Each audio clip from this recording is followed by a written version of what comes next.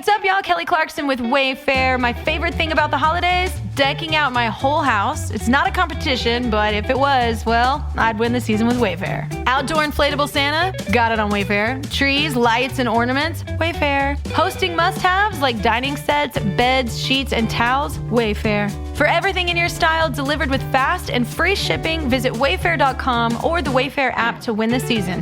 But again, it's not a competition. Wayfair, every style, every home.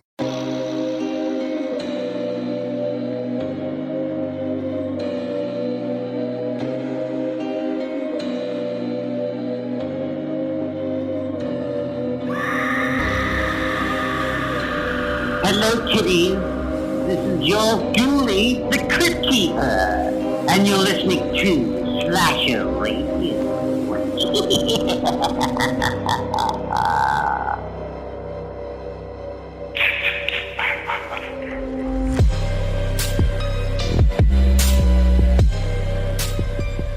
Welcome to Slasher Radio with your host Mikey Bonez, Rob Humphrey, and we do not have Cat Belord in this show. We do not. We do, though, have a very special guest. And he's a returning guest on the show. We don't have a tremendous amount of those. So usually a lot of people don't come back. I couldn't imagine why. But we are joined from down under with our oi mate Tim. What's going on, Tim Davis? Oi. Oi. Hey guys, thanks so much for having me. And look, I'm not as good as Kat, but I'll do my best. Hey man, well, you started all the show off with an oi. Doesn't bite me. Yeah, I'm not going to be satisfied until I hear Rob do an oi. No, I'm not going to do it. I'll give you a big old pip pip cheerio. That's Australian. What is that? Is English? That's English, yeah. It's kind of the same though, right? No. I feel like it is. I feel like it's good enough. They don't have spiders from the Godzilla movies over in England. They got them in Australia, dude. What do you mean? Oh, yeah, Tim, I wanted to ask you, I was talking about this Australian band on Killer Beats, and I have to imagine they're national heroes down there. King Gizzard and the Lizard Wizard, are you familiar with them? I know of them. I've never actually listened to their music. Oh, yeah, they're amazing. Yeah. Are they? I know of them because of their name, because it's ridiculous, but... Yeah, they're from Australia somewhere. I don't know where. I don't know anything about Australia other than you live there. That's about it.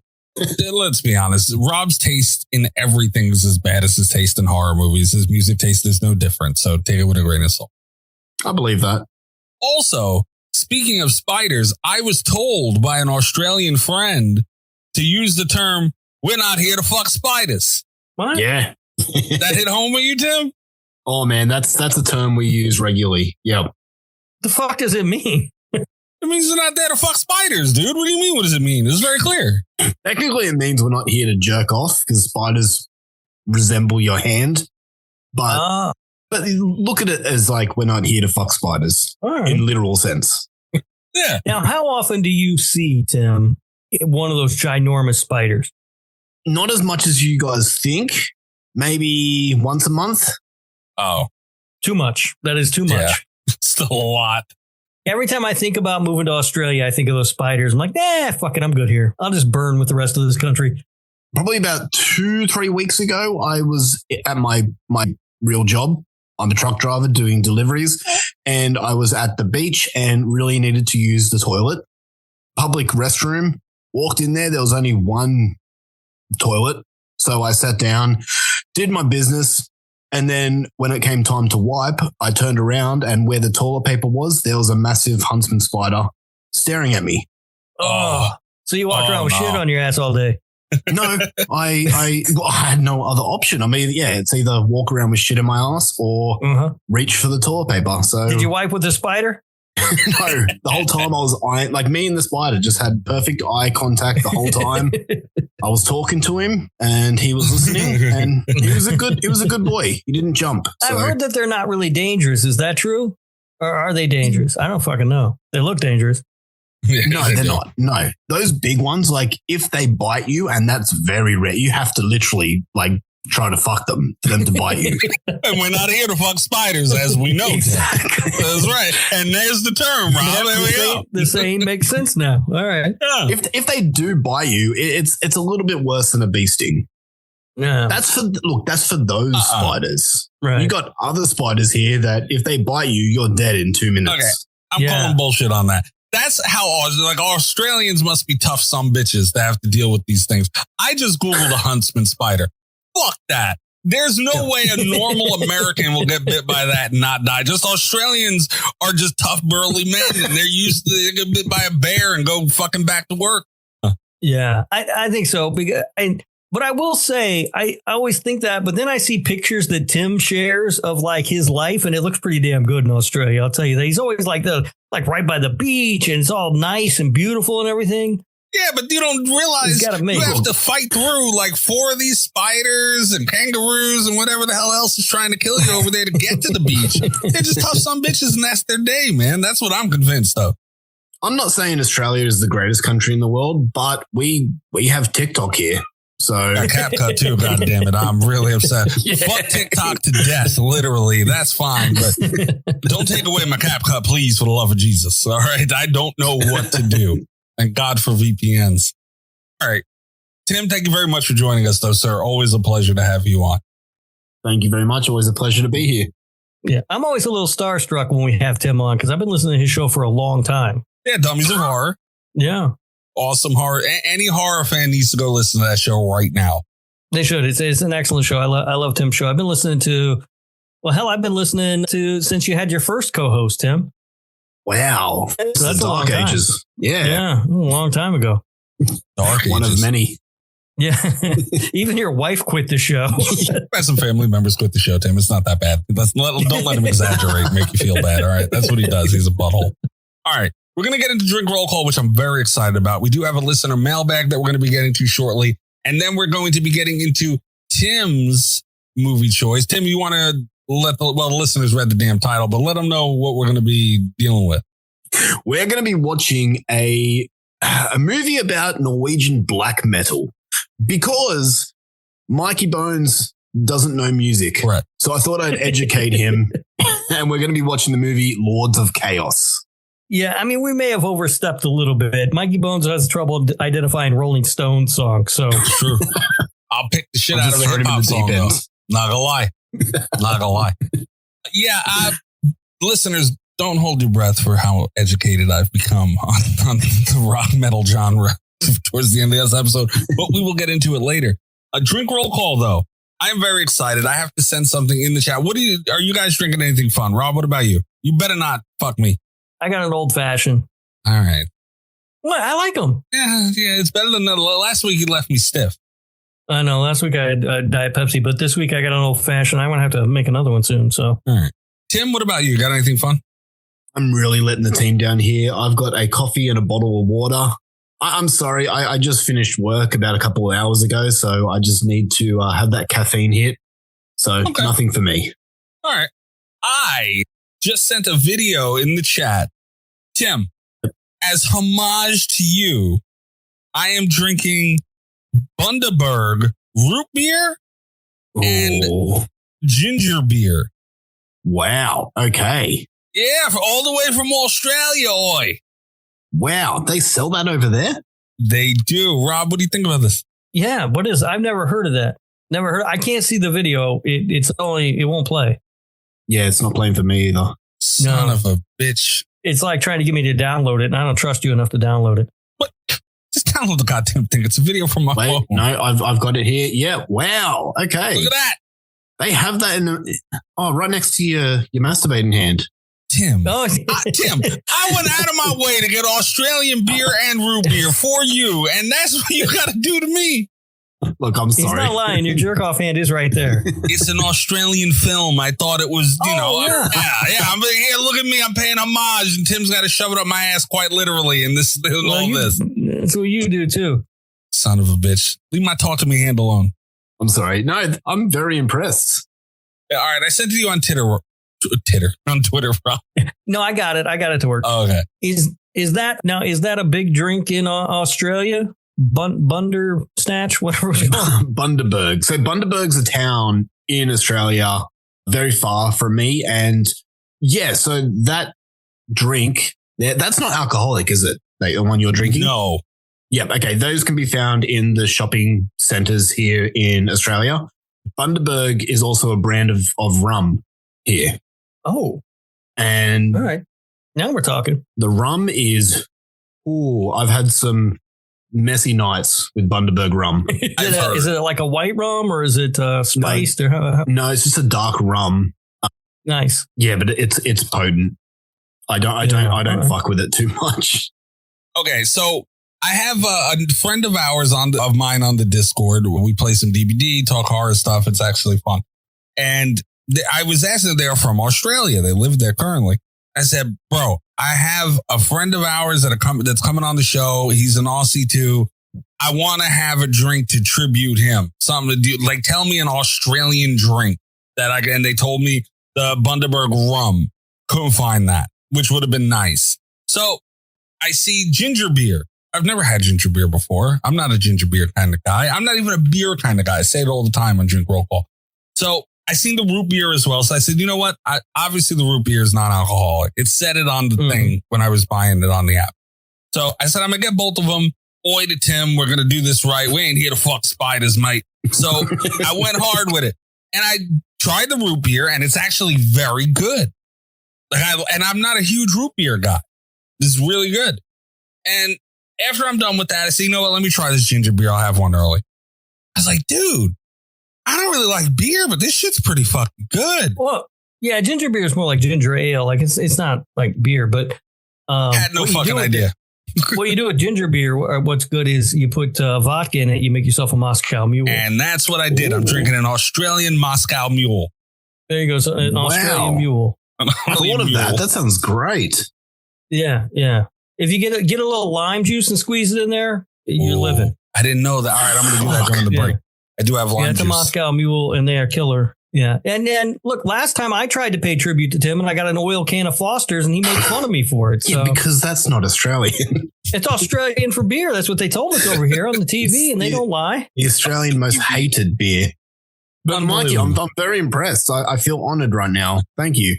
Right, I appreciate it. Even though, you had to bring up the talk to me hand and disgrace my butthole. But neither here nor there. We'll put it behind us. But the point, I didn't know it was non-alcoholic. As I was telling my friends, I was like, man, I don't taste any. These things might be dangerous. Like, I don't taste any liquor. They're like, it's a fucking ginger beer, you asshole. I'm like, oh, does that mean there's no liquor in it? All of them? They said, yeah. I'm like, oh, all right. Yeah. So I said, okay, what do you do in America when you want to get drunk? You put vodka in fucking anything. Mm-hmm. And I was talking to Vivi and, I need to go over Patreon stuff as well. All right, we're all over the place. But she said, just make a Moscow Mule. I said, holy shit, you're right. It's the same thing. Yeah, put some vodka in there, ginger beer, and a little lime juice if you got some lime. And she didn't mention the lime. It's a great drink. Well, she doesn't know how to make a good drink, apparently. Well, she's a little ditzy, I believe it. It's good stuff. Yeah, so that's what I did. I have some vodka in there, and it's actually still to the Bundaberg. I hope I'm saying that. That's correct, Tim? That's correct, yeah. Oi. So it's probably more like Bundaberg. Bundaberg. Oh, I can't say that. Tim can say that. I can't say that. You can't. You got to beep. Shit. First one of 2025. Fuck me. Yeah. All right. But somebody else sent us the thing. This is changing topics, but I just remembered it. That we were supposed to ask you to say Nosferatu, Tim. Oh, okay. Nosferatu. Oh, it's not that bad. Yeah, I don't know what that thing was about. Who said that? That's a butthole. Somebody sent a meme and they were like, never ask an Australian to say Nosferatu. So I was like, all right, well, fuck, of course we're going to ask him to say it. Yeah. I was expecting it to sound all funny or something, but it didn't.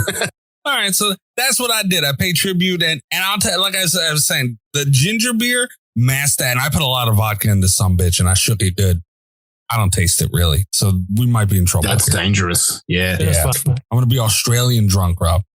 You've opened up my mind. It's funny because next weekend is Australia Day here for us, which is like your Independence Day. So I think I'm going to make that in honor of you. Look at this, a beautiful thing. Yeah, going around. Yeah. I could be the president of this country. Look at me, bringing nations together. I don't know if they have a president over there. I think they have a king or something. I could be king. I can do that too. Oh, yeah, Me and prime Tim. minister. What is prime minister? Is just like a president, right? It's just Basically. a different thing. Yeah, pretty much. Don't ask me who it is because I have no clue. I don't know who it is either, but I think you're doing better than us. Regardless. I mean, he's not as funny as Trump, so whoever it is. Ours has changed like 4 times in the last 2 years, so I can't keep track. Shit. They have elections that often, or they just boot motherfuckers out? They lost the fight to the spider is what happened. They just have to keep going through leaders. We'll go with that. All right. Dude, I was so happy. And you know what's pissing me off? They have like these fancy little tops on these things. And I was going to have another root beer and the fucking broke the top. Like it's got this little latch you got to pull. And I was yanking that motherfucker. And the thing, the cap's still on, but that little fucker popped off. So I don't know what I'm going to do here. Oh, no. Yeah. That's dangerous territory. Yeah, I don't know what to do. So I might be down an Australian root beer, which is upsetting. Just use your teeth. I'm not Australian. Just because I drank, I need a lot more than just the one I had to be able to do Australian shit, Tim. All right. Okay, what else do we have to do? Oh, yeah, mailbag. 917-397-KILL. That's 917-397-5455. You can send in a voicemail for the show. We'll play it and discuss it. Or you can send in a text message, and it'll be read by Ghostface. We do have comments from Twitter, Discord, but mostly from Patreon are also thrown in with the mailbag. But hang on, patreon.com/radio. If you would like to get in on the fun, we do have some new members of the Patreon. Usually like to bring this up at the beginning of the show, but we were talking about spiders and shit. Very important stuff. But shout out to Vivi last week who did join the Patreon. So just another shout out to her. Also shout out to Harley Quinn. I don't think that's her real name. I don't think that's on her birth certificate either. I don't think so. But she's in the Discord. She's been a very, very good member of the Discord community. Always active, posting horror stuff, DVD stuff, all kinds of things. Welcome to the Discord. Leave me alone. Also, welcome to the Discord. A friend of mine, actually, who hopped in there and has also been involved in the community a lot on Discord and just in general, Leo. That is a dangerous. Yeah, Leo's my boy. But also, Leo, leave me alone. Leo missed you. He was talking about how he missed you last night. Well, I'll be around at some point. Do you want to hear the Leo button, though, Rob? Yeah, I think we should hear the Leo button. I don't know why it's so funny to me. And he's been wanting a button for so long. And I said, it's got to happen organically. It's got to be good enough for me to make a button. And I was playing Phasmophobia with him in the Discord. And I was explaining the game to someone and they were new to it. So I was explaining the game and he was in the house doing his ghost hunting thing, had no idea that I'm trying to explain this game. And I thought that the timing and him using the radio to try and coax the ghost out was the funniest thing in the world. Here it goes. It won't stop the hunt, but it'll spin the ghost. I give you all the dick you want. Leo, ladies and gentlemen. The ghost hunted immediately after that. So, said something about our ghost. But thank you very much to everybody joining the Patreon. Everybody listening right now, $3 a month is the lowest tier. Support indie horror. Tim also, his show, Dummies of Horror, they have a Patreon as well. They're featured on ours. I believe we're featured on theirs. Support indie horror, goddammit, all the way around. Agreed. Especially Australia Day coming up. Have some sense. Wow. What? Tim's co-host, Luffy, never, ever chats in our group chat. And he just sent a message. What did it say? What are you guys doing? I'm just on TikTok. Wow. He's such an asshole. Luffy's awesome. I too enjoy when somebody can see chaos to spread, and that's when they decide to use anything. I mean, that's a hell of a move. I like them already. All right, so here is Ghostface with the mailbag. Did I do this right? I didn't even fucking do this right. All right, here we go. Hello, listeners, and oi, Tim. Ghostface back with more messages from the mailbag. First up is Harley Quinn, commented on episode 5, Halloween episode. Old school, haha, just adepted Laurie Strode again, this time on Steam. Okay. What? Harley commented on episode 5 of this show. All right. We just mentioned Harley's a new patron. We appreciate it. It's weird because on Discord and even going into Twitter a little bit now, People know us more for our DVD stuff than the show, which is weird. So we're on episode 361. Our community is divided along that weird line. It is. Now it is recently. It really started, I think a lot of it started with the Matthew Cote interviews. Yeah. But yeah, so we do have our regular listeners who have known us for the show and horror movies and the things we do. And now we're growing vastly with people who know us as the Dead by Daylight show. Dude, dude, there are times I've gotten tore up playing Dead by Daylight, like just targeted, tunneled, smacked on the hook, humped on the ground for no reason. Like the game just started. I'm like, what the fuck? And in Endgame chat, they mentioned the channel. I'm like, you motherfucker. Like, why did you do me like that? So yeah, it's become a weird thing, but it is also fun because Dead by Daylight, obviously it's more of a gaming thing. It is a game, but it's so entrenched in the horror genre that it shares a lot. So, and we benefit from that with that kind of cross, whatever the fuck technical stuff. I'm not a marketer, but yeah, Harley's listening to the show now, which is a great thing. Episode 5. Okay. Episode 5, where apparently me and whoever the fuck I talked to. I was going to say, me and Kat sounded really different on those episodes. Yeah. Me and whoever I was talking about Halloween with apparently did that episode. And what Harley is talking about is apparently she adapted her Laurie Strode on Dead by Daylight on her Steam. So good for you, man. I mean, adepts are annoying and I try and stay away from them. I don't know what that means. It's just challenges. It's like trophy hunter kind of things. I've never been a gamer like that, but motherfucker, Cat's a trophy hunter. They take that shit for real. All right. For real. Good for you, Harley. Yeah. All right. Ghostface, keep going. On last week's Gabba Mystery Corner image on Patreon. She writes, God damn it. Okay. That's it. That's the whole fucking message. All right. Well, okay. We just went on about how we're getting this new audience and this crossover and all this stuff. Yeah, this is the shit I like them to see. That's wonderful. Yeah. Yeah. I don't even remember which meme that was. It was the fucking Little Caesars one. Oh, yeah. That was gross. Oh, it was awful. It was terrible. And all this girl had to see was she signs up for the Patreon and starts scrolling. It's like, oh, all this new content for the horror world that I'm about to get into. And she has to see that. I hope everybody's proud. All right. Jesus Christ. Chris commented on last week's episode saying, grilled cheese toppings turned into a heck of a debate. Get Grandma Bones a Letterboxd account and you can post her reviews there. Thank you, Rob, for the Danza updates. Very important. The ROBB is the real Snoop fan. Lastly, the fact that Slasher Radio Slashy Award winner Amber says I am deserving this year. I am ever thankful to her, Greg. Please, give her a hug for me. But if I am denied this year, Mikey, Kat, and Rob should be scared of what I think was beyond feast. Has 2 terabytes in data. Okay. All right. Well, if you're denied this year, Chris, unfortunately, it becomes a bit. And we know what that means.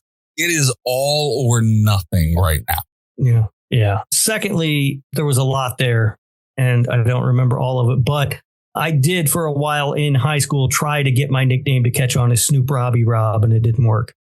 That's hysterical. You can't give yourself a nickname, is what they say, and I could not. Yeah, you tried to give yourself the nickname Thunderballs. That shit didn't work either.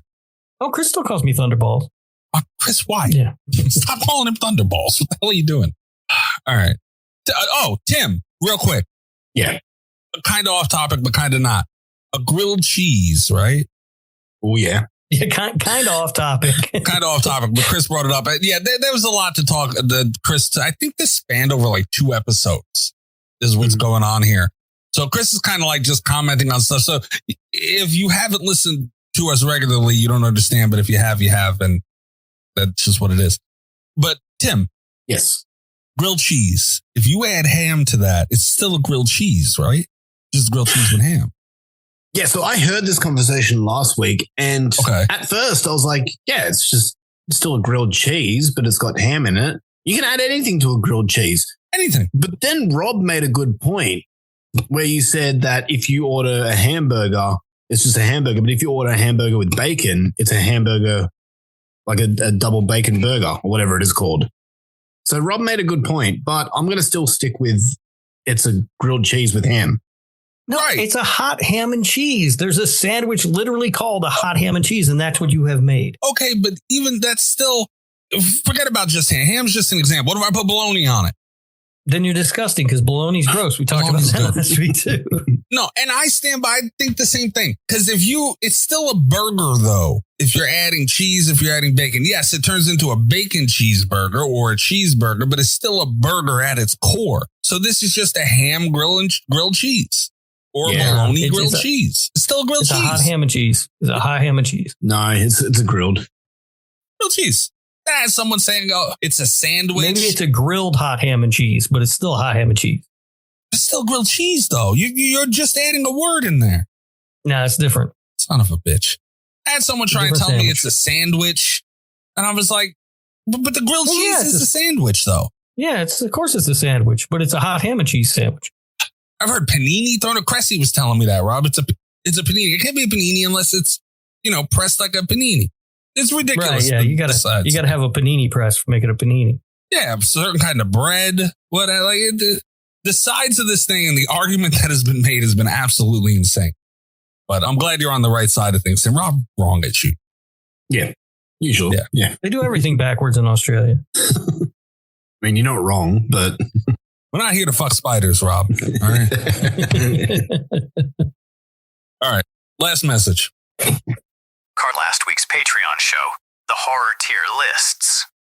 She writes, in reference to putting Chucky at S tier, I do marketing and communications for a school district, and I went to take photos on Halloween of one of the elementary school's Halloween parades, kindergarten through second grade, and I was wearing a good guy's sweater.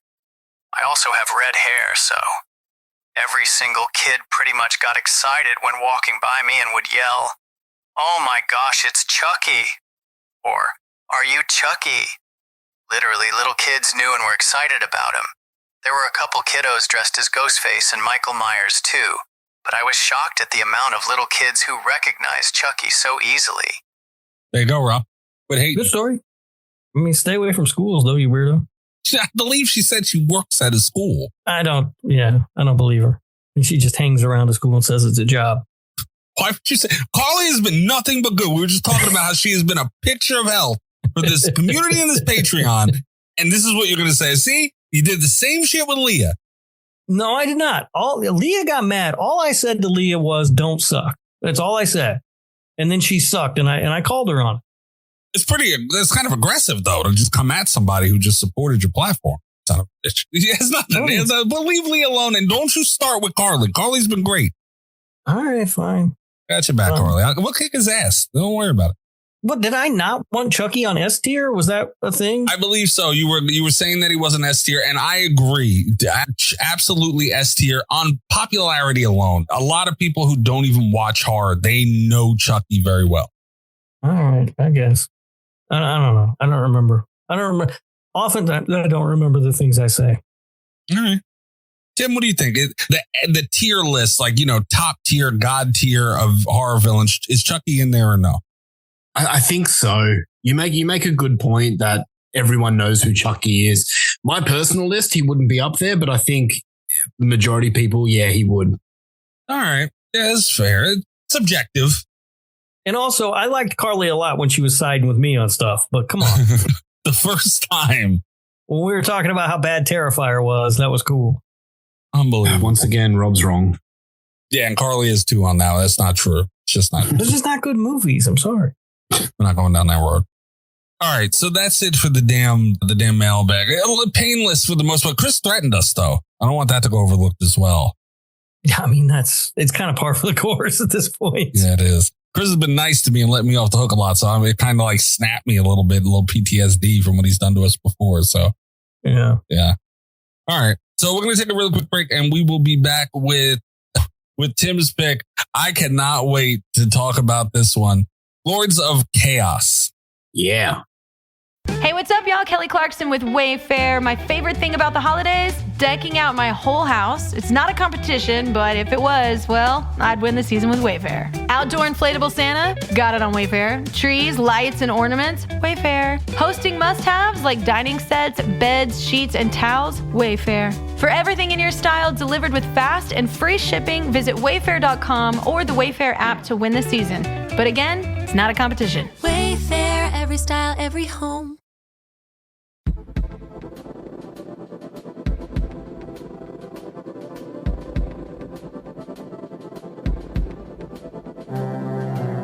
All right, so my break was eventful, by the way.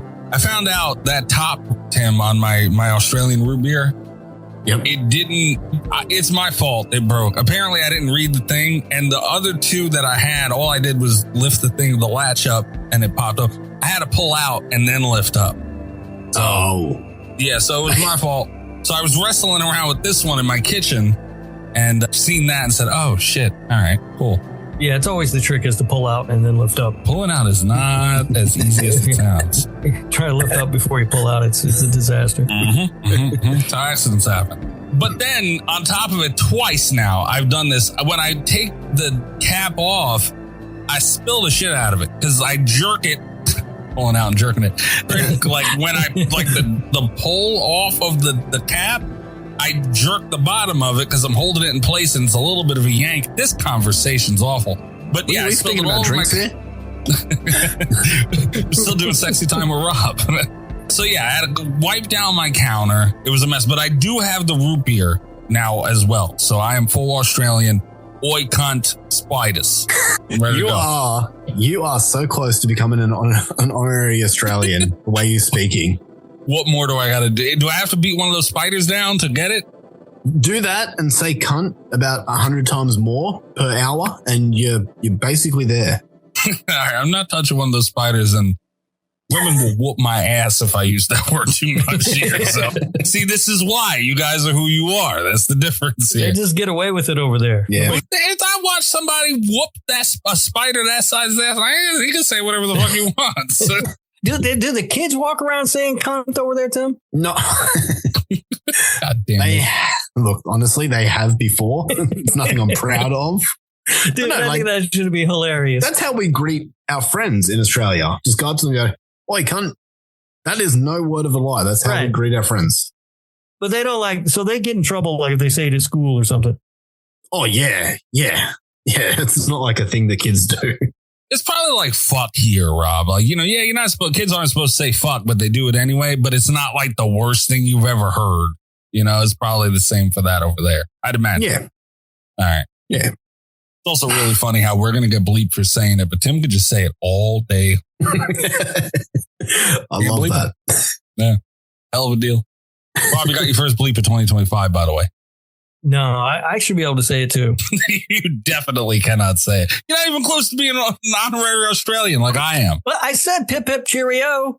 That's not, son of a bitch. I'm not Australian at all. What if I kick Rob's ass for doing that shit, Tim? Does that get me any closer? That makes you 100% Australian. Rob, I'm fucking coming for you. The Australian people would love me if I came to visit. Yeah, if you walk around saying pip pip cheerio, I'm sure you'd be welcome with open arms. Yeah, they'll love you. And where are my balls? All right. Lords of Chaos. Tim, you mentioned earlier about my music taste and everything else. Is that like the full-fledged reason why you picked this, or is there any more? Because we let Tim have free reign for the movie for the week. Why'd you pick this one? Okay, no, that wasn't the reason I picked this movie. Okay. The reason I picked this movie is because Rob asked me if I wanted to come on the show. I said, of course, I love this show, but I had a really hard time choosing a movie. And now I'm thinking about it. I should have chosen an Australian horror film. I did not even think of that. So I was going through my letterbox lists from previous years. I'm like, what was my number one for a few years ago? Lords of Chaos was my number one for the year it came out. And I'm like, yeah, I want to watch that again. That was my first choice. So I said to Rob, I'm like, have you guys done this? And Rob said that he hasn't seen it. So I'm like, perfect. Let's do it. Because I'm curious how you guys will take this movie because you guys can go either way and I understand. So that's the reason I chose Lords of Chaos. Okay. Rob, you want to start your opening thoughts? Yeah. So I was familiar with this movie and I was familiar with the true story of the band and everything and them burning the churches in Norway and that stuff. And it was actually a movie that was sort of on my list to watch and I just kind of never got around to it. And then I kind of forgot about it. So I was glad that Tim suggested it actually. And I was excited to sit down and watch it. And there's a lot of different ways to talk about this movie. You can talk about it in relationship to what actually happened, or you can talk about it in relationship to like the band and their music and all that stuff. But I think when you set all that aside, you just talk about it as a movie. It was a really good movie. Yes. I watched this movie with a group of people. They're not as used to the horror genre as we are, and probably most of everybody listening to this right now. They had a little bit of a hard time at the beginning of this movie. There was a lot of cringing. There was a lot of all that stuff. And I was sitting there like, okay, it depends on what they do now. And that's the way I look at anything like that. Because the beginning of this movie is rough. And for anybody new to the show, we're going to spoil the shit out of this thing. So if you haven't seen it, go see it and maybe come back and finish this conversation up. Yeah, this is like crazy, very bloody and dark and twisted beginning to this movie. And like, that's fine.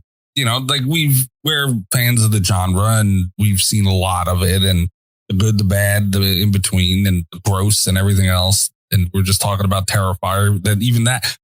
And that's the thing too, not to go off on a Terrifier kick, but there are so many different levels of gore. Terrifier doesn't even come close. As much more blood as they had in their movies, it doesn't even come close to this. Because of the tones and everything else is very different. So this is like a dark, cat's hanging from the cat is not. I'm glad Cat didn't have to watch this one. She'd have been pissed. Oh yeah, she would not have liked this. Not at all. She'd have been mad at Tim. She would have been saying cunt for a whole nother reason. She'd have been mad as hell. Tim made her watch this. But nonetheless, I wanted to see what they did with it. Because if you're doing it just to do it, you're going to lose me and I'm going to roll my eyes at it because it's just annoying that you kind of did it for, it comes off as it's done for shock value. And, like it's just kind of, I'm not a fan of it. I think they could have did more to kind of hit the tones that they were utilizing with the self-mutilization. What a word. But all in all, I feel like it had a purpose and it was fun. Like it was setting the tone to show you what type of people these people were. They didn't really get it back to it per se, but I could see the use and it was fine. And, I'm big on stuff like that. Like if you're going to use things like that, it has to have a reason, and don't do it for no fucking reason and just to have it in there for shock and all. So all in all, though, I wanted to get that out. But all in all, I thought it was a pretty good movie, man. I liked it. I'm here for it. It's not something I will watch often, though. I can tell you that.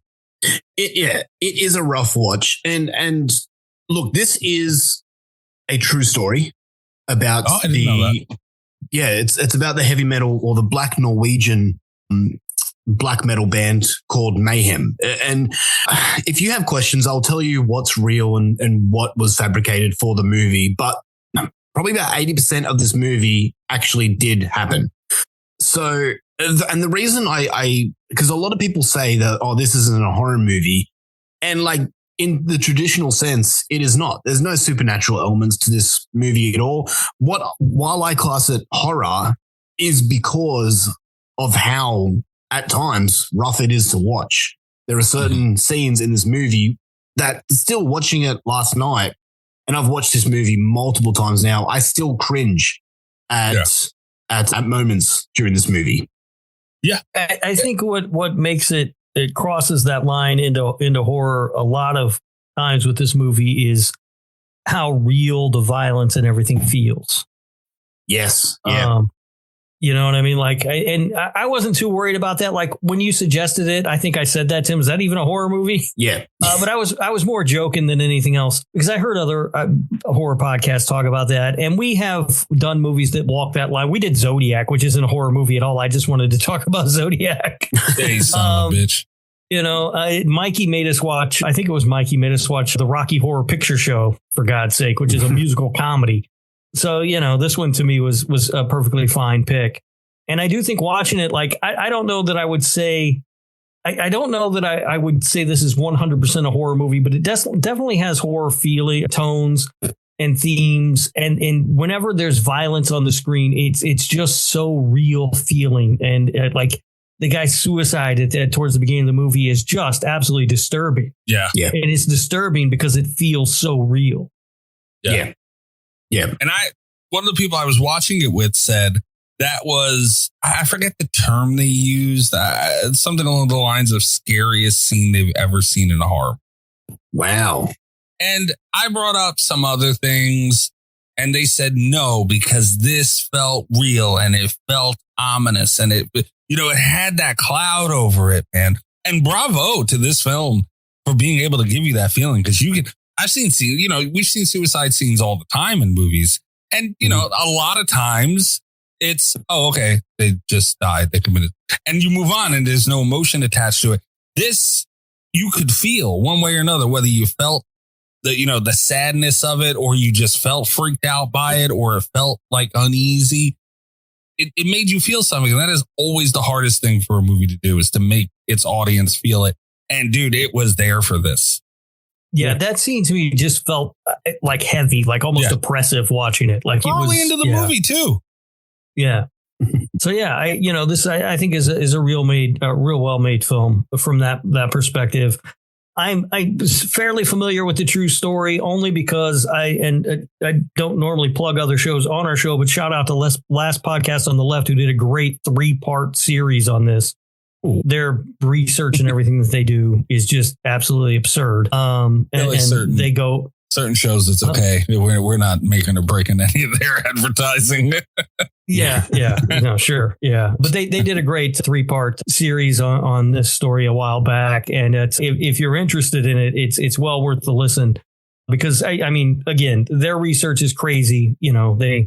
That's what they do for a living. They have a whole team of researchers, and they really delve into the true story. And it did feel like Tim said, I mean, most of this, and I'm not an expert on it by any means. I listened to Last Podcast on the Left, for God's sake. That did not make me an expert on it, but it did feel like it was mostly accurate. Mostly. It's crazy, man. Mostly. And I'll give you the list of what was real and what was made for the movie later on this episode.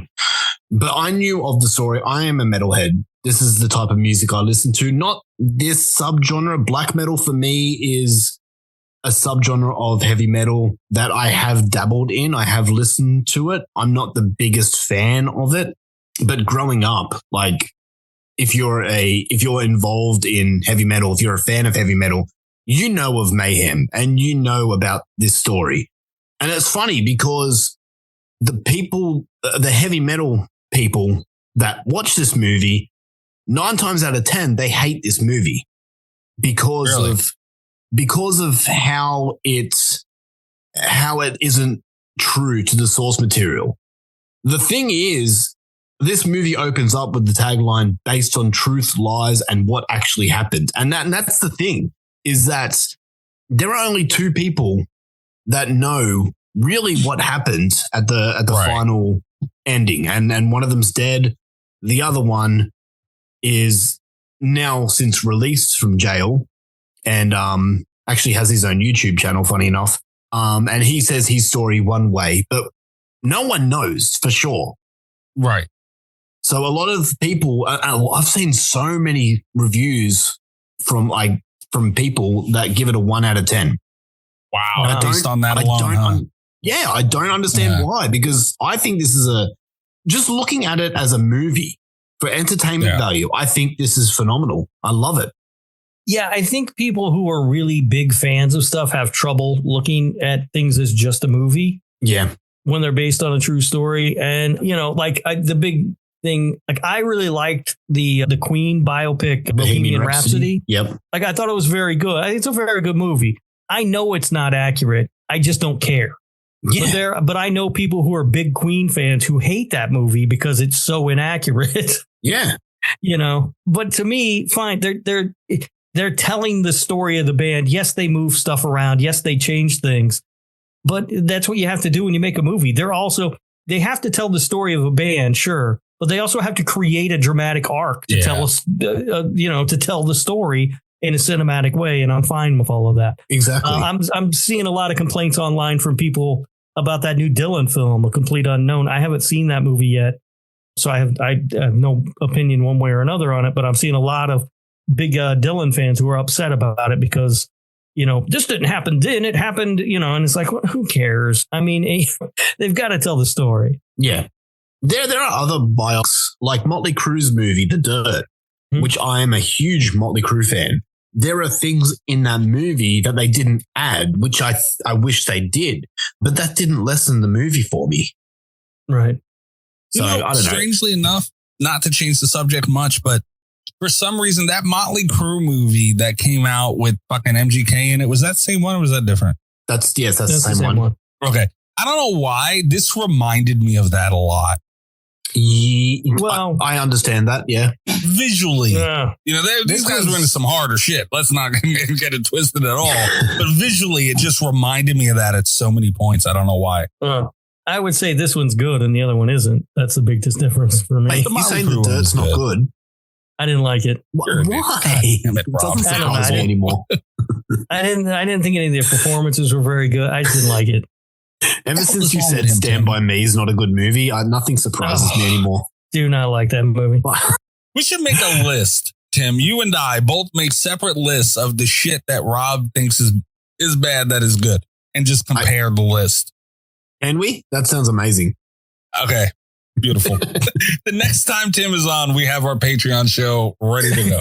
Rob's bullshit. Finally, you get your bullshit on the Patreon. No. Yeah. But yeah, I don't know why it just reminded me of that. But yeah, that's the thing, man. There's so many movies based on shit that acts Texas Chainsaw Massacre, and nobody's mad about that. Come on. Yeah. They're making movies above all else. And the fact that they can get that level of accuracy is saying something. Like, come on, man. What do you expect them to do? And I'm sure that, some of the decisions were probably movie decisions for entertainment, but there might be ties to even all of it somewhere, whether it's true or not. Who knows? Either way, you're watching a fucking movie, man. If it's a documentary and they're making up shit, understood. Give them all the hell you want. It's a movie. And I agree to the point of you guys think it's a beautiful. Dude, I felt weird and I took a note. Let me see if I can find it and see exactly the wording I went through, because I deleted the word beautiful. And I was like, that doesn't seem like the word I should use for this movie, but it was. Honestly, if you look at this, there are points where it is a beautifully made movie. The cinematography, where that creepy molester dude in the park was grabbing on that guy and whatever, he stabbed him. And that scene of him laying there, the lighting, the glow, it was a beautiful scene. Yeah. And there's several points like that. Cinematically, it looks really good. It's also a very disturbing scene because of how long they sit there with it and how long they let it go. And you just, again, that's another scene where the violence just feels ultra real. Yeah. And it serves multiple purposes, man. Like, show off what you're doing well. Like, they knew that shit looked great, like showed off, and it lingers and it feels weird. Also, that whoever was playing that molester guy, like that, I don't know what it was. That was the best molester role I've ever seen in my life. This guy was the creepiest thing I've seen in a long time. Like, I can't quite put my finger on it, but it was just, dude, nothing took you. And it's a small role, it's important, but it's not like he's got a ton of camera time and there's a huge point to anything. Like, but the fact that even that, like the way he stared and the way his eyes widened at certain points, it was just super fucking weird. And there was nothing in this movie that took you out of it. And it was funny because he actually had, like, I don't know, the way he had like this little quick jog thing. I was like, dude, that's somehow like a molester jog. Like, go. Like there was so much. The performances in this thing, top to bottom, were really, really good. And you put that with good, phenomenal cinematography. There's only so far a movie can fall. Yeah. The funny thing is, this brings me to another point of why people don't like this movie. And it's another point that I just roll my eyes about. This band that the movie's based on, Mayhem, and everything surrounding it is set in Norway. And a lot of people are upset that the cast is American and speak in American English, to which I don't care because it makes it accessible for everyone to watch. I'm like, I don't care. Like, if it was subtitled, it wouldn't bother me, but it's not going to take me out of the movie if it's spoken in English. But a lot of people are upset about that. I'm happy it was in English. I don't like subtitles. Rob knows. I'm going to say I'll bitch about it a little bit. Like, I'm just not a huge fan of it. But in English, it's fine. If you're going to make a movie, you have to do that or Americans aren't going to watch it. We'll just wait for the American remake. I am Americans. And I'm not proud of it, man. Like, it's not something I'm bragging about or anything. It's just the way it is. I will enjoy it more. That's just the way it is. Like, I'm not going to sit here and say that, hell, I watched fucking Girl Walks Home Alone at Night. I don't know a fucking thing that they said, and I enjoyed that just fine. It's not like I can't enjoy it. It's just the odds are I'll enjoy it more. And you'll get the full effect out of me personally. Yeah. I'm a dumb American. That's the way it is. That's why I'm going around saying oi. But no, I agree.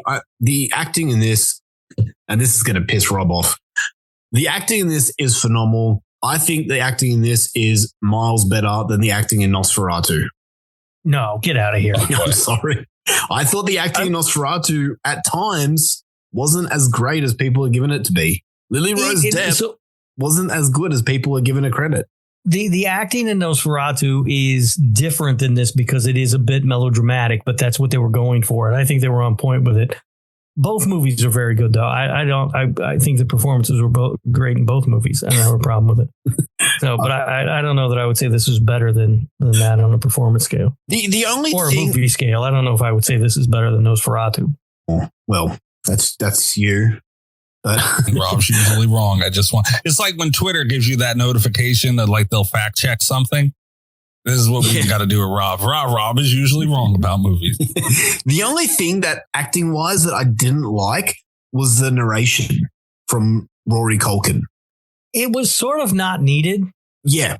Yeah. And at times it was kind of cringy a little bit. Yeah. I could see that. To me, I did see, you're right. It was kind of cringy at points. That didn't really cross my mind when it was happening as much as we don't really need this. Yeah. Like, I get what's going on. I don't need narration for this. Yeah. Complete.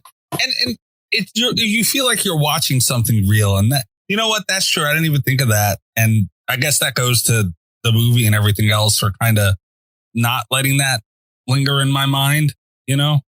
So. That kind of took you out of it a little bit, huh? Mm-hmm.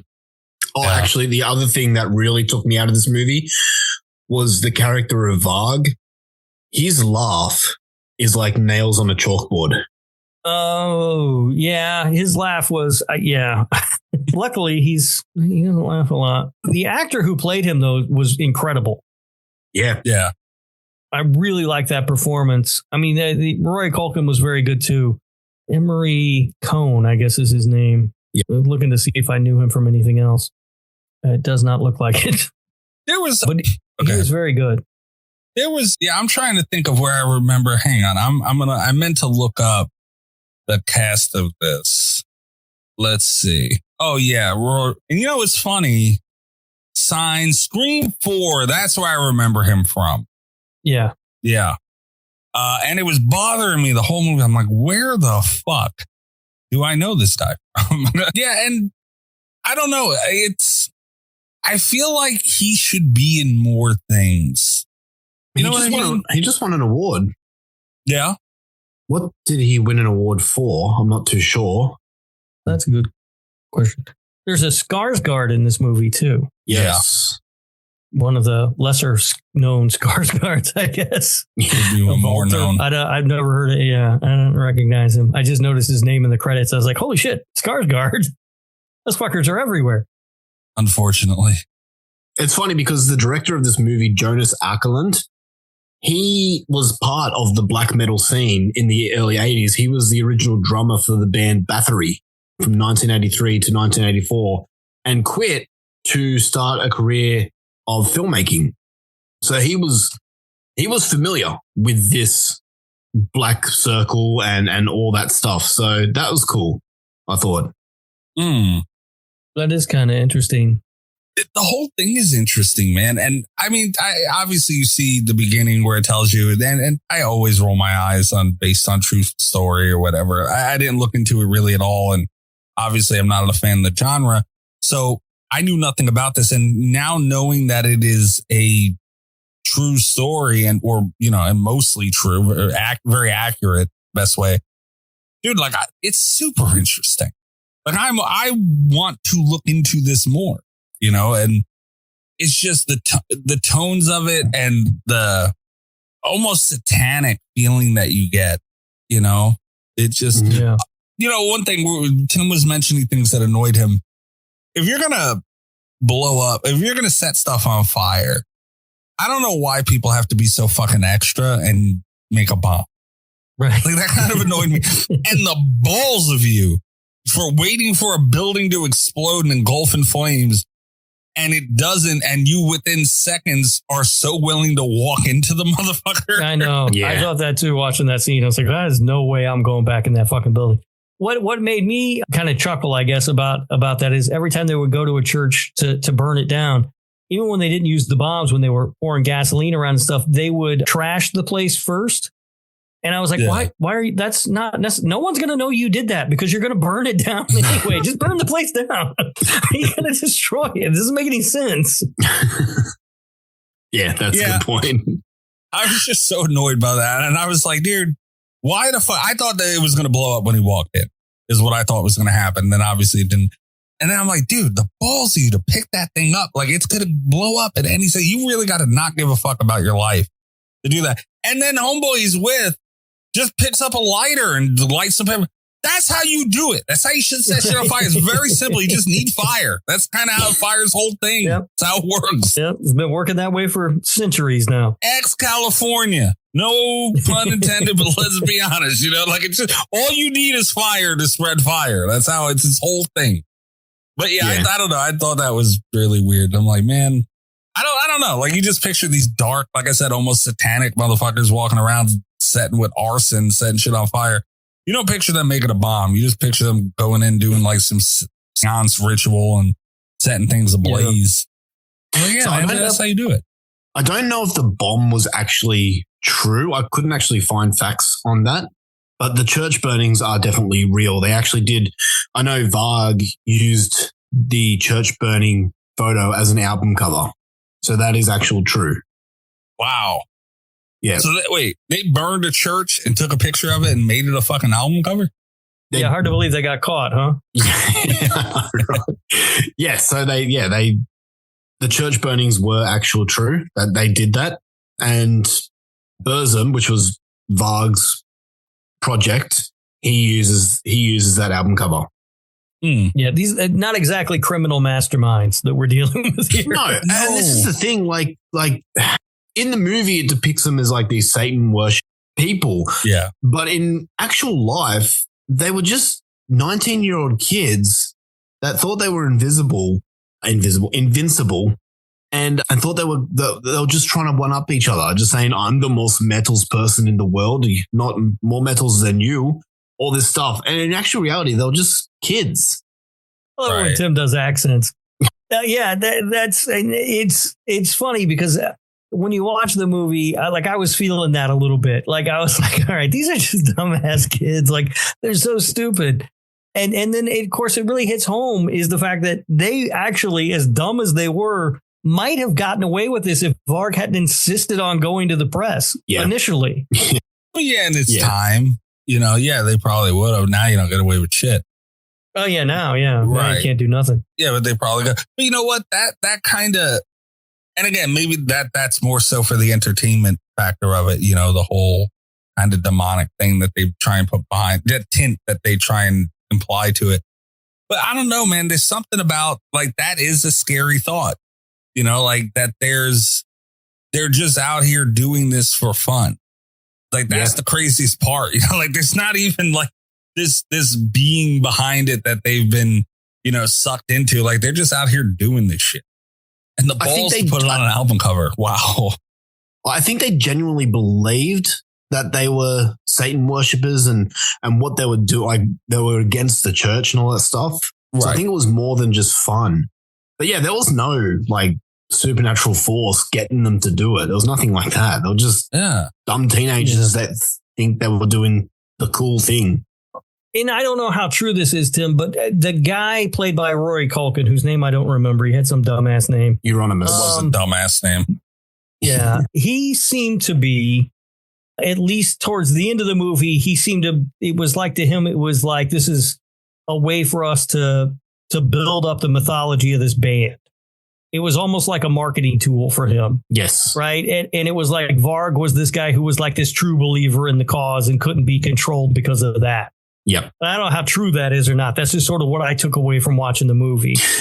And Rory Culkin's character had a lot more to lose because he had really built something. He had built not only this band, and I don't know how popular the band was at the time. I'd never heard of them until all this happened. I feel like these guys are much more famous for these crimes they committed than they are for any music they ever made. But he had built this band. He had a record label that seemed to lose money hand over fist, but whatever. He had created a record label. He had a record store. Like he was building stuff and using this as sort of a launching point for that and a way to almost as a weird sort of promotional or marketing tool. And the other guy was just wanted to see the world burn.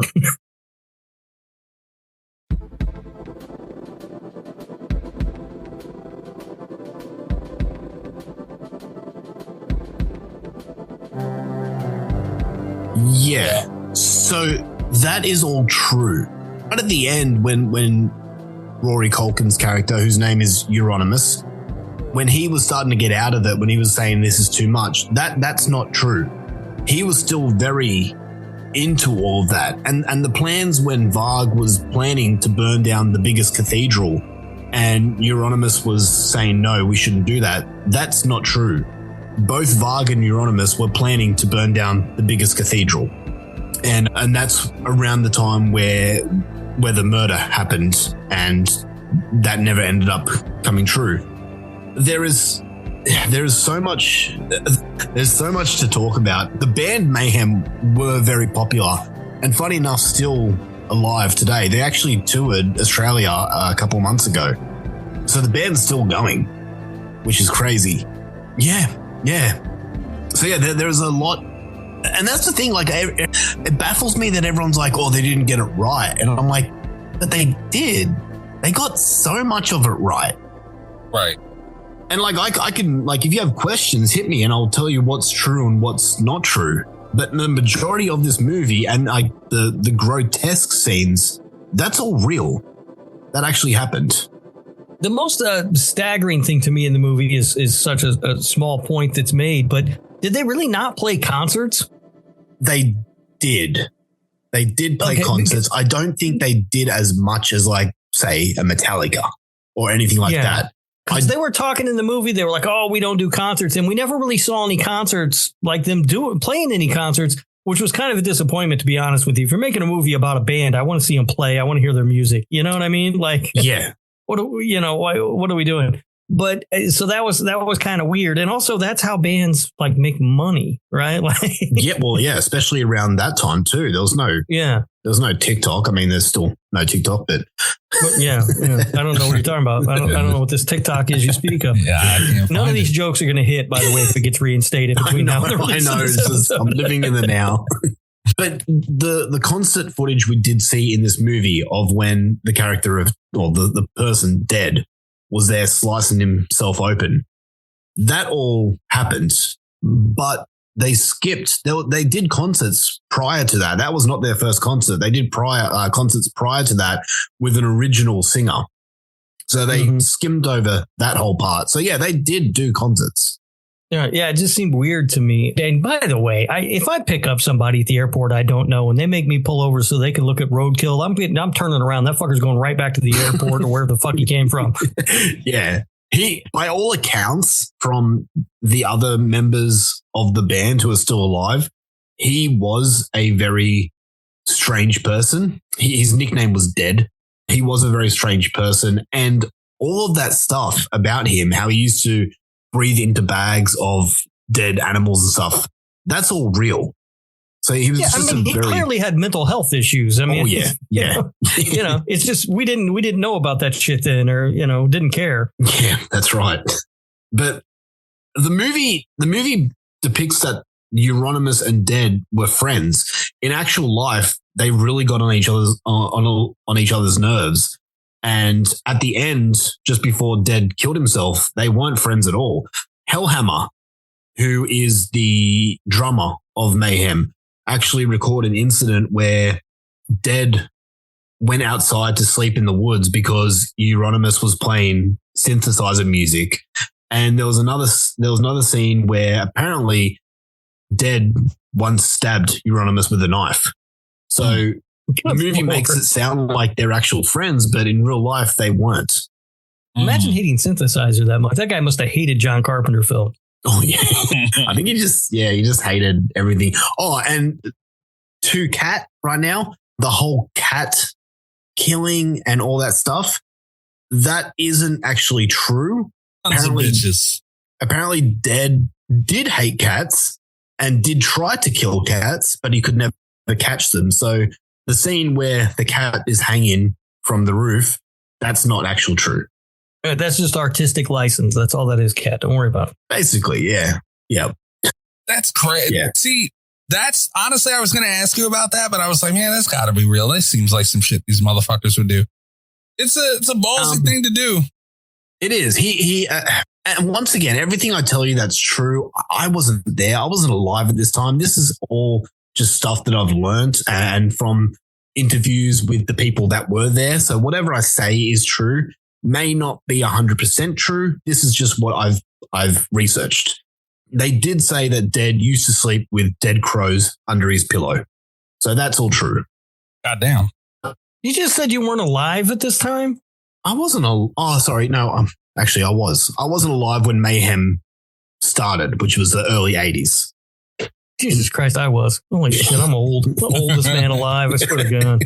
But let's talk about the suicide scene where Dead blows himself off. Sure, that'll cheer everybody up. You know what's so hard to watch about that scene? For me, anyway, it's when his dad calls him while he's doing it. Yeah. Fuck me. Yeah. That's what I'm saying, dude. There's so much to it. And yeah, that was fucking crazy. Like, dude, think, how dark and far gone do you gotta be where that doesn't even snap you out for a second, you know? Yeah. Yeah.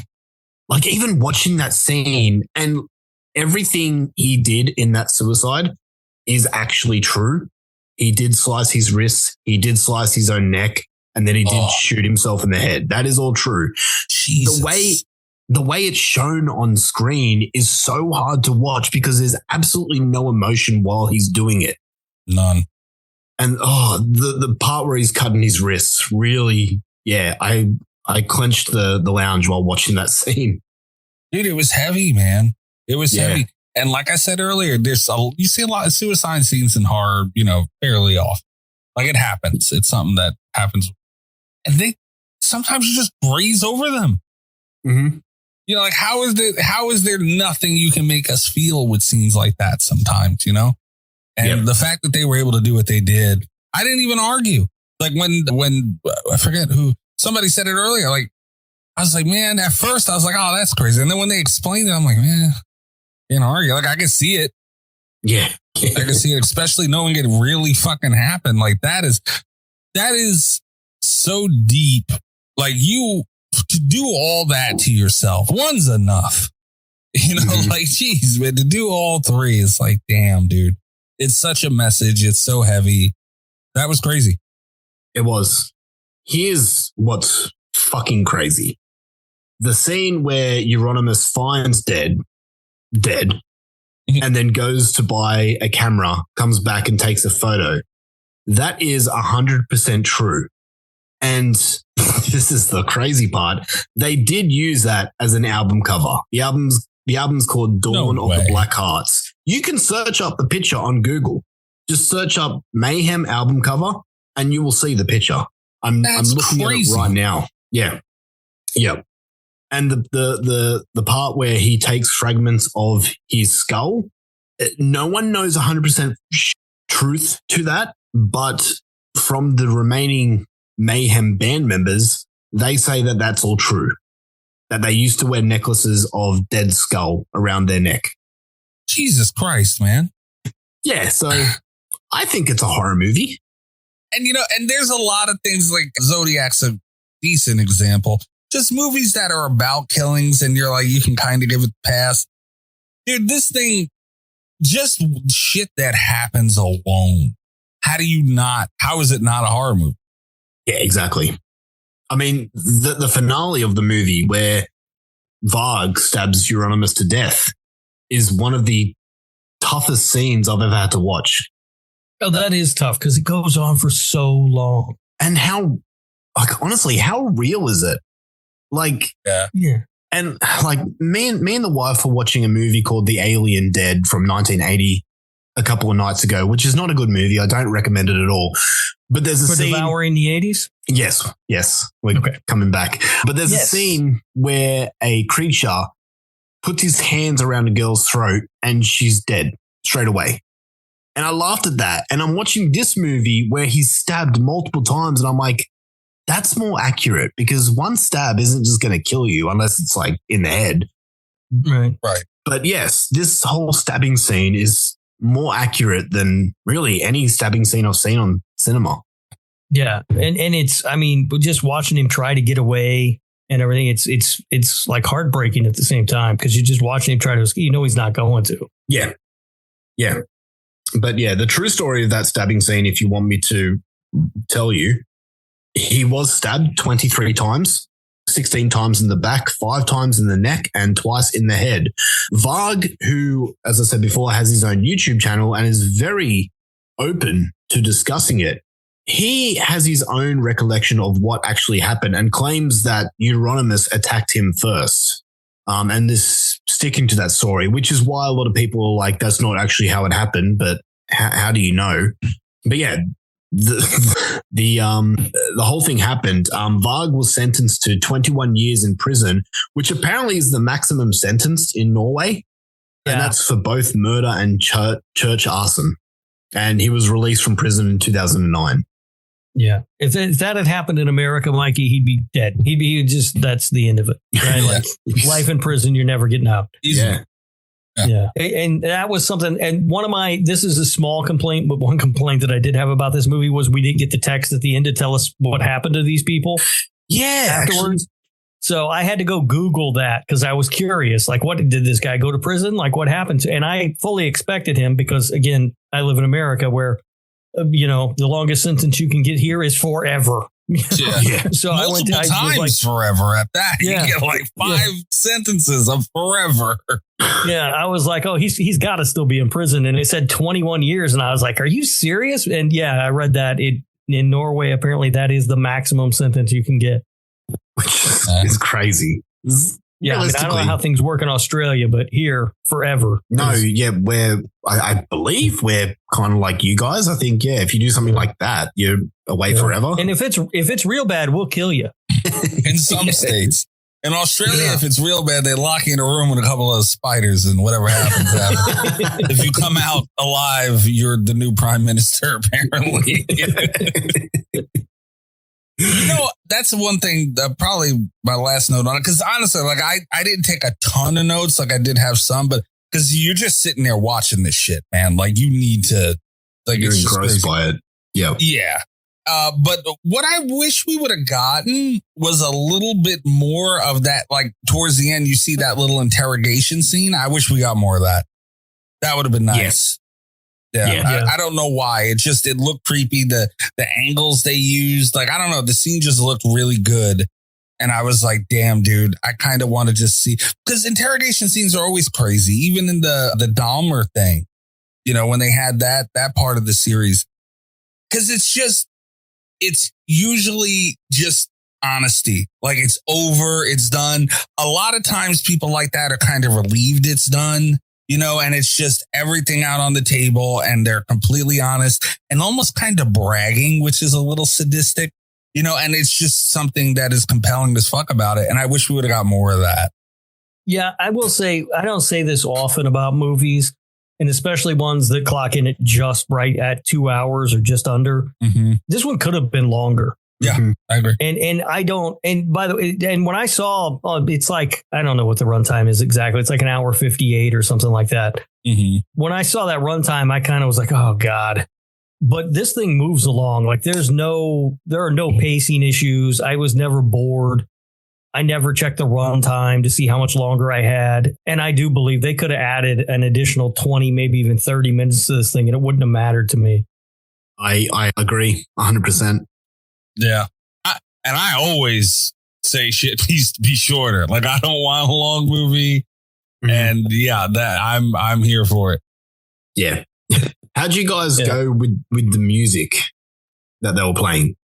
I like some of it. For the most part, it's just not my kind of music. Yeah. You know, like, I'm just not my metal is, I listen to Metallica every once in a while.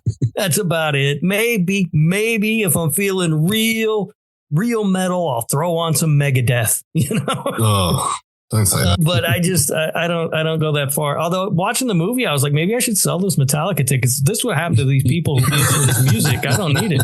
I said, I don't need it. Yeah, that's not my genre.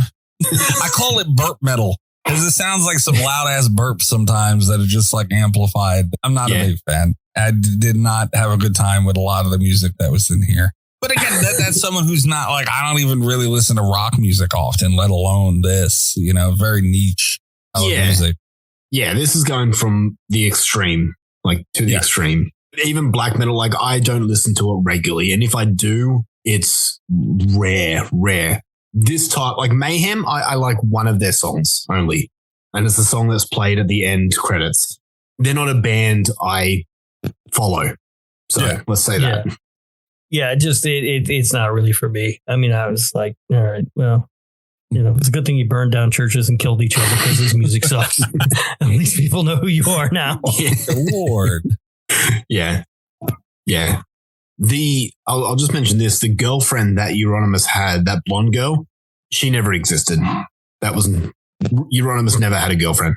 Yeah, I think I pulled that up and I did not pull it up in trivia. She's that actress, by the way. She's a musician and she has some really good stuff. Really? Yeah, her name is. She has a nice chest. Yes, she does. Nice or something too. Like that. But yeah, she's put out. I know that name. Yeah, she's put out a couple of albums, I think, and I really liked one of them. She put out I really liked, and now I can't remember the name of it. It's been a long time. But yeah, she's got some decent stuff. Oh, she was in the Green Inferno. Oh wow, yeah, I don't remember seeing her in that. No, neither. I kind of like that movie. I know a lot of people don't, but on that note, though, Nighttime, My Time is the name of the album that she released. Which, by the way, she's just topless on the cover. Oh, okay. Yeah. What's the name of the cover? Just for research purposes? Nighttime, My Time. Cool. Thank you. This is once again a moment where Tim's wife is going to come in and he's not going to be allowed to talk to Rob anymore. But kind of on that note, there was a lot of man ass in this thing too, which they weren't shy about at all. Yeah. But the fucking scenes, they kind of took you out of nowhere, man. They were just like, holy shit. Yeah. Yeah, they cut quick though, didn't they? They did, and I wish I had more of it, man, because they were doing some nice stuff in those. Cinematography was great. You know what I'm saying? Yeah. Again, it was just in and out real quick. Longer. Probably just wants to add extended sex scene. But all right, do you guys want to move into facts and whatnot? Sure. Yeah, right. I couldn't find a budget for this thing anywhere, but I can tell you the worldwide gross was $365,000. Okay. I feel like maybe they didn't make their money back. I don't know. Yeah, it's a hard movie to watch, man. Yeah. sad to report there is no Danza in this film. Son of a bitch. What would make you think Tony Danza had anything to do with this fucking movie of all? It's not Tony Danza. It's an actor playing a character with the same name. And there was no actor named Euronymous who was in this film. You found one movie that had this, and you just won't stop. Yeah. Well, we'll keep searching. They're out there, Mikey. I know they are. There's going to be a movie that I like a lot, Tim, that's going to have a Danza thing. And it's going to drive me crazy. Euronymous is seen smoking cigarettes throughout the film. However, he was a non-smoker. Good for him. Yeah. It's important to not smoke, kids. I agree. The director, what'd you say his name was? Jonas Åkerlund? Is that how you say it, Tim? Yes, that's right. Yep. Yeah. He stated in a 2018 interview that he used little black metal music in the movie, in part because it's kind of painful to listen to black metal music if you're not used to it or you don't love it. That's very true. That is true. I tell you. Yeah. Sure. Varg has claimed that he was portrayed as a power-hungry lunatic in this movie and that this is a deliberate misrepresentation based in part on the cultural misunderstanding of his passion for role-playing games in the 90s. So, a little weird, but all right. Yeah, blame it on Dungeons and Dragons. Although not shown in the movie, the concert that was supposed to be Mayhem's first ended with Dead being rushed to the hospital due to the deep cuts he inflicted upon himself. And the audio of that concert can be heard on Dawn of the Black Hearts, which was released as a bootleg. That's the album cover with his suicide. And finally, Varg has claimed that he never had a vest with band patches, never liked the Scorpions, never drank chocolate milk at any point from 1991 to 1994, never punched a guy at a bar, never joked about putting all death metal bands in gas chambers, never has degenerate sex, and never was a vegan. Okay. But it is true that he was a non-drinker. I don't believe that. He was out there fucking. I don't want to hear it. And he definitely had a Scorpions patch. He just doesn't want to cop to it now. Very funny. So that is facts for Lords of Chaos. Okay. So now comes the time to give this sumbitch a Portnoy score. Rob, do you have? We also refer to these as the Rob scores now, Tim. No, we don't. You really want my scores for movies to be labeled as a Rob? Is that what you really want? I'm just saying, Kelly's the one who presented it, and she's smart. She is very smart, but no, we should not be doing that. All right. Do you have yours ready and locked and loaded, Rob? Okay. Do you want to go first? Yeah, I think that this movie actually had a pretty daunting task because I think that this is a fascinating story. And I think it's interesting. It's an interesting story for people who aren't even into this genre of music, which is, I'm guessing, most of the world. But it had to try and present this in an interesting way. And I think they nailed that. I think it looks great. I think the performances were great. Again, it's not often that I say a movie that's almost 2 hours long could have been longer, but this one I would have happily watched 2.5 hours of this story if they could keep up that quality throughout. I gave it an 8.6. Wow. Damn. Wow. Rocky. Chris, okay. Oh, Tim, do you have your score ready? Yeah, I do. All right. I'm assuming I'm going to be the highest for this movie simply because this movie just, it speaks to me. This is very much my thing. At the start of the movie, we see many parties that they had, and that was me as a kid. I did everything that they did, like just those raging house parties it was my childhood. So watching this, I was just reminded about the good times in my life. So the movie speaks to me. Being in that culture of heavy metal, I loved that. For just watching it, I loved it. I love this movie, man. I can't get enough of it. I watch it almost yearly. Watching it this time, there are some things that knocked it down for me. As I said before, the narration and Varg's hideous laugh. With that being said, I'm giving this a 9.3. I fucking love this movie. Yeah, I really like it. Wow. Okay. And also, at an 8.6, I was just looking at my Letterboxd list. It moves it up to my number 8 movie of 2018. So it's in the top 10 for the year. Wow. What was your number 1 of 2018? Suspiria remake. Oh, okay. All right. In order for this to not currently be Slasher Radio approved, because we do have 3 scores right now, I'd have to give it a 4.4 or lower. And for a movie that Tim's a sick bastard. He's going to watch this every year. I cannot watch this movie once a year because it's a very hard watch. There's a lot of tense, feeling moments, like I don't even know the words for it, man. Like this thing just made you feel shit. And I'm not going to watch that very often.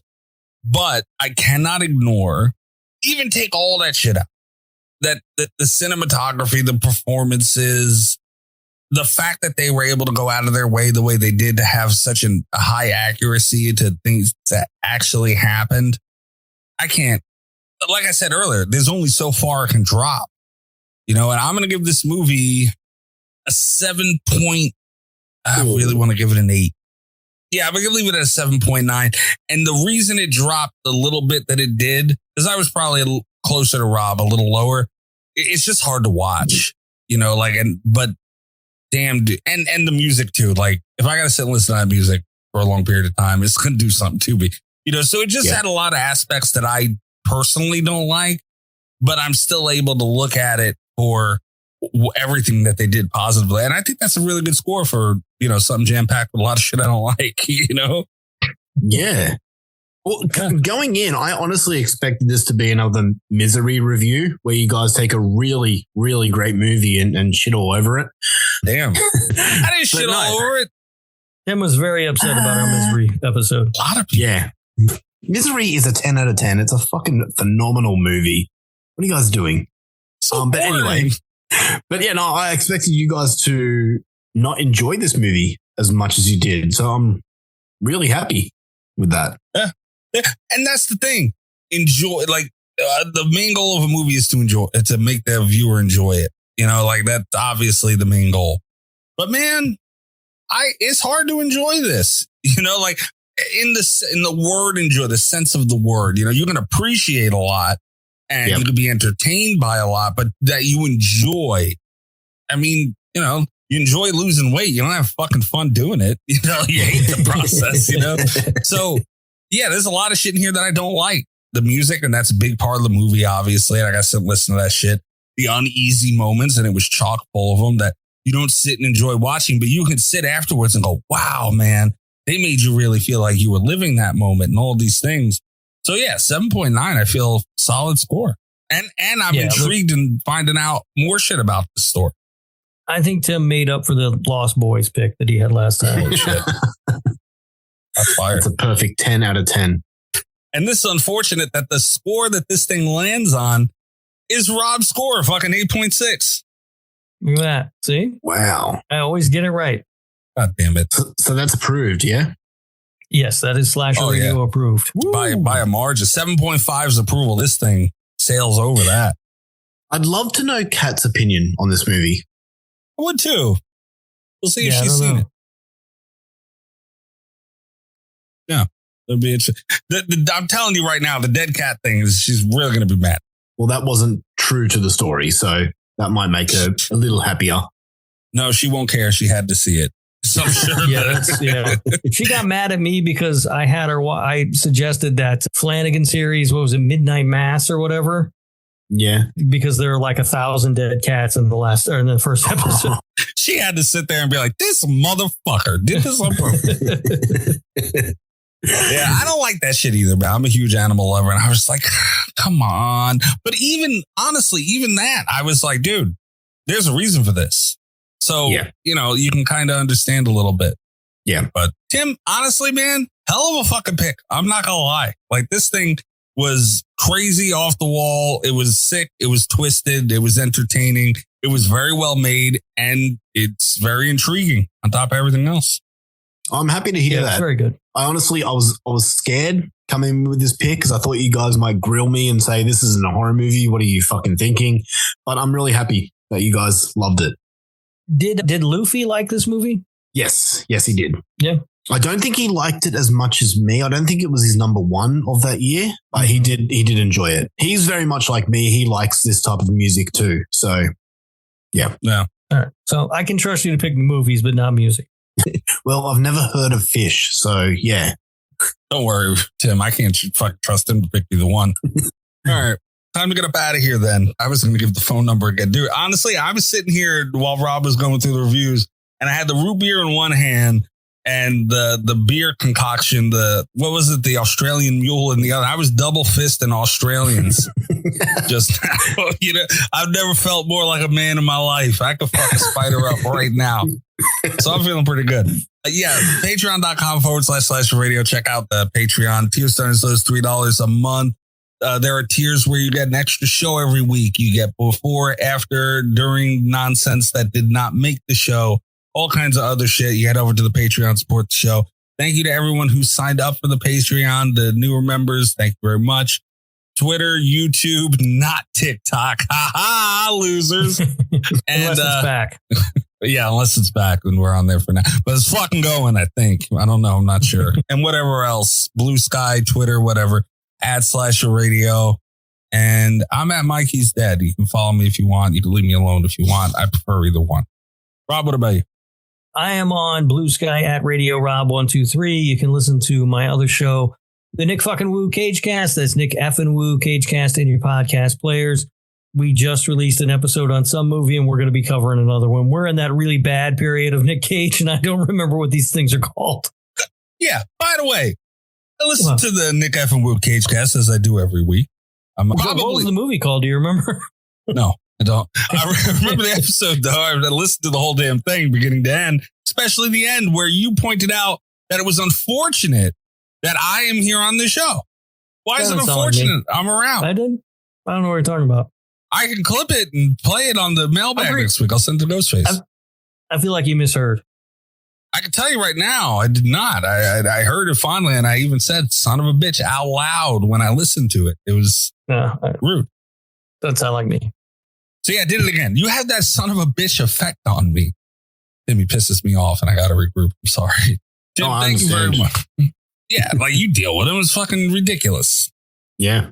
Tim, thank you very much for hopping on with us, man. It is always a blast. You are a total gentleman, and I thoroughly enjoy when you come on the show.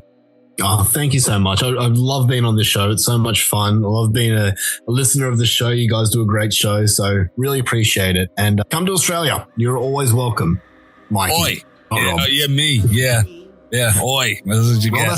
Tim, we'd have so much fun if I came to Australia. Are you kidding me? We could run around on the beach in our Speedos. In our Crocs. That's right. Speedos and Crocs. It'd be great. Oh, God. Rob, I've had enough between the Patreon show with the Swiss cheese and this. You in my mind is just dick and balls everywhere, and I don't need this in my life, okay? Tell everybody where they can find you, Tim. You can find me. I'm the host of a podcast called the Dummies of Horror. We are the stupidest horror podcast on the internet. We're everywhere. Spotify, Podbean, iHeartRadio, all that good stuff. Find us there if you like my accent. If not, I understand. That's a hell of a word, because like if you don't do it now, it's like you don't like his accent. There's no way you don't like his fucking accent. So that's right. Yeah. I think if you don't do it, it makes you racist now. Yeah, pieces of shit. Yeah. All right, guys. We will be back next week. Good night from Slasher Radio. All the best with Slasher Radio Podcast.